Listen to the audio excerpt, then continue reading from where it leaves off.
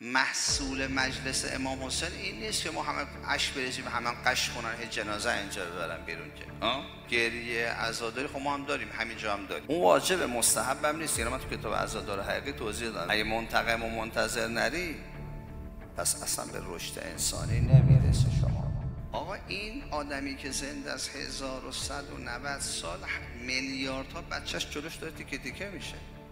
یعنی 1190 سال همینجوری صحنه کربلای اون ادامه داره. مردم نمیفهمن امام لازم دارن. این کار فرهنگی میخواد، این هزینه کردن میخواد، این کار فکری میخواد. حوادث سرسام‌آور سرعتش. شما باید 2 تا کارتون رو انجام بدید. تنظیم رابطه خودتون تو این سرعت که خودتون عقب نمونید. 2 وظیفتون رو بشناسید که الان باید چیکار کنید. این آتش بس هم یه آتش بس خیلی موقت و کوتاهه. اونا دست از سر ما بر نمیدارن چون اونا میگن ما باید تکلیف تاریخ رو روشن کنیم.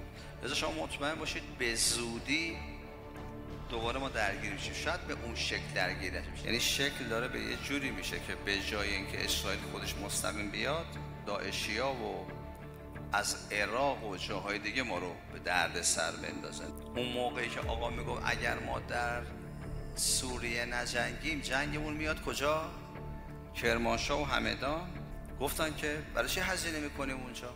وقتی به قول قرآن حرف فرمانده رو گوش نکنی دشمن به غلبه میکنه.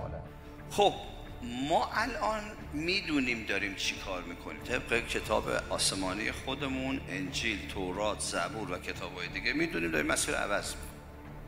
هم گفتن ایرانی ها میان این کار میکنن. دشمنای ما ولی از ما زودتر اینو فهمیدن. لذا تو طول این 200 سال شما 157 سال قبل از انقلاب برگرد، اینا ایران رو 2/3 خاک ایران رو غارت کردن. یعنی تحریم و هسته‌ای و این چیزا همش رو شعاره. شما هسته‌ای رو بدید میان موشکی رو بدید، همون کاری که با لیبی کردن. الان بگردید بزن تو اینترنت ایران خاورمیانه جدید، ایران رو 6 تا کشورش کردن. اینا کاملا اعتقادی دارن فکر میکنن. الاقصی پیش اومد، خیلی ها فکر میکردن جنگ درگیری اسرائیل و غزه است. یکی مقام معظم رهبری فرمود این داستان مرگ و زندگی برای ما و اوناست. یکی هم نتانیاهو گفتش که این جنگ رستاخیزه. علائم این پیچ خوردگی کجا اتفاق افتاد؟ در اربعین یه صلح جهانی و وحدت جهانی 2 هفته ایجاد میشه. انقلاب اسلامی یه معجزه ایجاد کرد تو دنیا که همه مردم دنیا رو کشون پای امام حسین تو اربعین.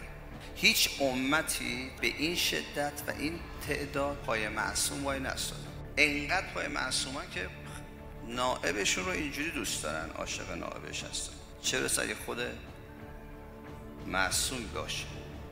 در این ما هممون باید دست به شمشیر باشیم. برای همین ما تو زیارت عاشورا اگه منتقم بیرون نیاییم خون امام حسین تو ما به ثمر نمیرسه. تلفش کرد. این بچه‌م اومد 40 سال برای من گریه کرد ولی نفهمید که مصیبت من چیه و مشکل من چیه. و الان هم کربلای ماست و عاشورای ماست.